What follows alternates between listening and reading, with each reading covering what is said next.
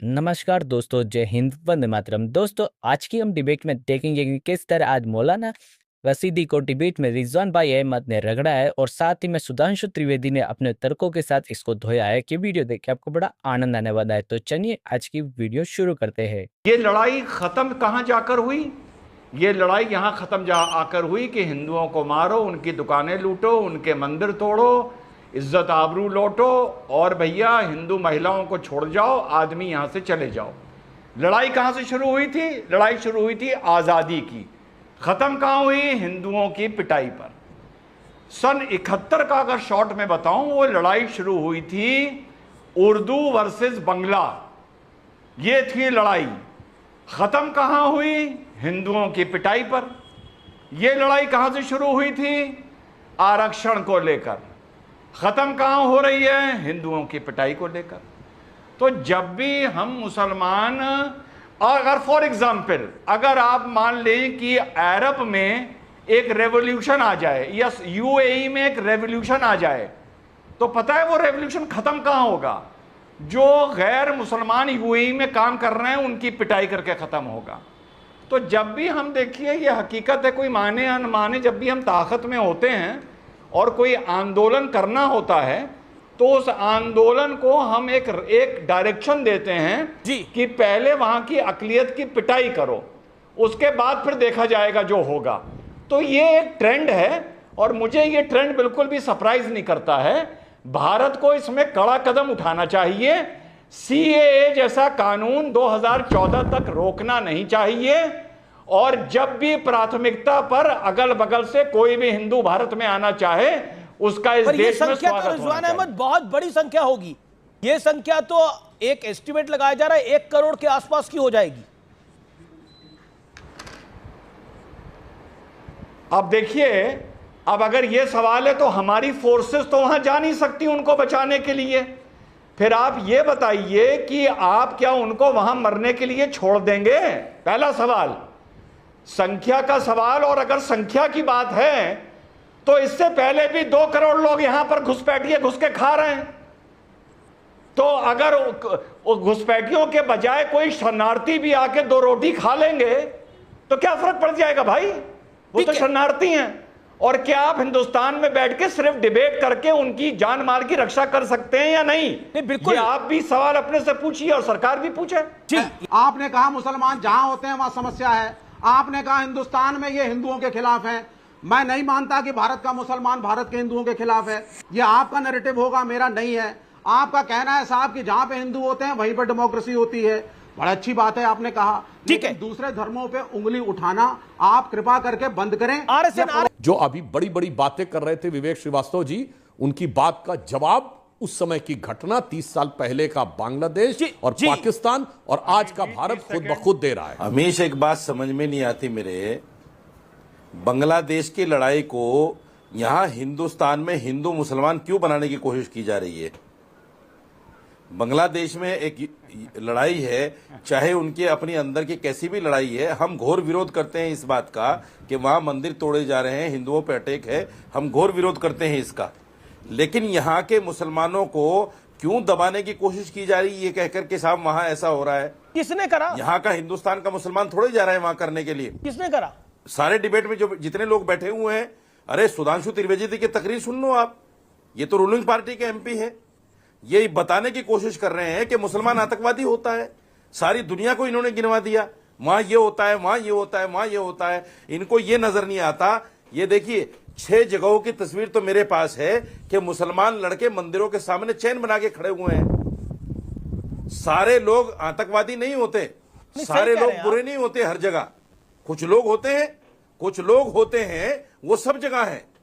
यहां भी है हिंदुस्तान में, कांवड़ यात्रा लेकर जाते हैं लेकिन हमले करते हैं मदरसों पर। यहां भी होता है, यहां के नहीं होता है। आप मदरसों के बांग्लादेश की जो स्थिति है उसको भारत के साथ कंपेयर कर रहे हैं।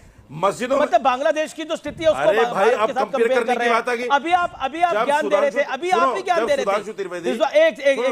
एक सीधी साहब, अभी आप ही ने ये ज्ञानवर्धन किया कि आप भारत के अंदर इस चर्चा को क्यों लेके आ रहे हैं? अभी आप कांवड़ को बीच में ले आए। आप ही ने क्या है अभी कावड़ को बीच के अंदर? कावड़ का क्या लेना देना बांग्लादेश की स्थिति के साथ? कावड़ यात्रियों का क्या लेना देना? 32 मिनट के बाद आप मेरे पास नहीं, मैं आपके पास 2 मिनट के लिए और आ जाऊंगा, मैं आपके 5 मिनट के लिए और आ जाऊंगा, लेकिन आप अपना पॉइंट बोलने तो क्या बोल कम से कम। हिंदुस्तान का कोई मुसलमान उन मुसलमानों के साथ नहीं खड़ा हुआ है, लेकिन दुख जब होता है जब हमें उनके साथ खड़ा कर दिया जाता है ये कहकर कि मुसलमान आतंकवादी होता है। और सुधांशु त्रिवेदी ने भारत का नाम लिया और ये कहा कि भारत में हिंदुओं के साथ लड़ाई है मुसलमानों की।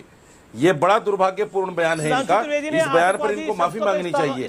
हिंदुस्तान में मुसलमान की लड़ाई नहीं है, बिल्कुल करा है, आप सुन लीजिए। नहीं बिल्कुल नहीं, बिल्कुल नहीं, वापस कीजिए इनको बात। ओके, सुधांशु त्रिवेदी, सारे मुल्कों का नाम लिया, सुधांशु हिंदुस्तान का शुरू में नाम लिया। सुधांशु त्रिवेदी 30 सेकंड। मौलाना साहब, बड़ा दुर्भाग्यपूर्ण बयान है। मौलाना साहब वाहियात बातें मत करिए, आप सुनिए। मौलाना साहब वाहियात बातें मत करिए, मैंने आतंकवादी नहीं कहा और आपने तो बहुत सही कहा, मैं आपकी बात का समर्थन करता हूं कि जो बांग्लादेश में हो रहा उसका भारत के मुसलमानों से क्या लेना देना।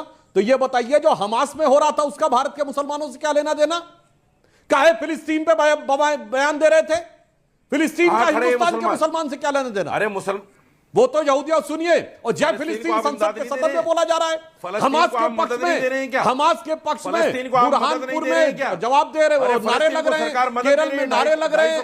और जनाब मौलाना साहब आए बाएं साएं मत बोलिए, आपने कहा मैंने दुनिया भर गिना दिया, मैंने 1.5 घंटे उदाहरण बनाए। अमित जी, अरे इसको चुप कराइए, इसको चुप कराइए। नहीं, अब शेख हसीना के बारे में क्या, शेख हसीना का क्या करना है वो विदेश मंत्रालय फैसला ले लेगा और ऑल पार्टी मीटिंग हो गई रही है इसके ऊपर। आप तो सांसद है नहीं, आप किसी पार्टी के नुमाइंदे रशीदी साहब है नहीं, तो आपको बुला के ब्रीफ करा जाता। ऊपर क्यों थोपा जा रहा है उसको? क्या कह रहे हैं? एक सेकंड, मुसलमानों पर मत थोपो उस प्रकरण को। नहीं, पर शेख हसीना, आपने शेख हसीना पर जो पॉइंट बोला, शेख हसीना के बारे में ब्रीफ कर दिया गया है ऑल पार्टी मीटिंग के अंदर। आप किसी पार्टी को बिलोंग नहीं करते, इसलिए आपको ब्रीफ नहीं। अरे तो मेरे भाई सरकार देख लेगी ना। एक सेकंड मैं सर, तो ये कहता हूं कि बांग्लादेश को मौका अच्छा है। रशीदी साहब, आपने तो कावड़ को भी मिला लिया। ओके, रिजवान अहमद। अमित जी, मैं तो हमेशा से यह कहता आया हूं कि बांग्लादेश की हिंसा से भारत का हिंदू मुसलमान का कोई लेना देना नहीं, और म्यांमार की हिंसा से भी भारत के मुसलमान का कोई लेना देना नहीं, पहली चीज। दूसरी बात, श्रीवास्तव जी से एक सवाल पूछना है, बड़ा मासूम सा।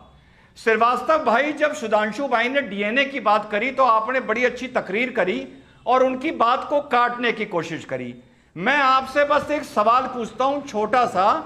श्रीवास्तव जी, मेरा सवाल यह है कि जब भी किसी मुसलमान मुल्क में कोई हिंसा होती है, चाहे वो सीरिया हो, इराक हो, अफगानिस्तान हो या बांग्लादेश हो, वहां से जो शरणार्थी भागते हैं वो, यार एक बात समझ में नहीं आई श्रीवास्तव जी, वो कभी मुसलमान मुल्क में क्यों नहीं जाते?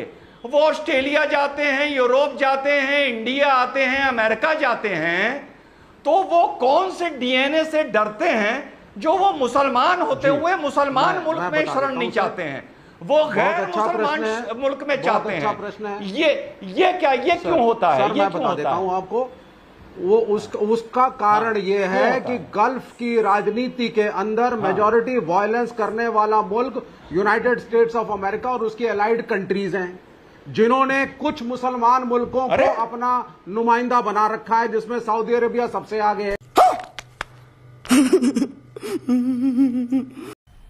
मजा आया।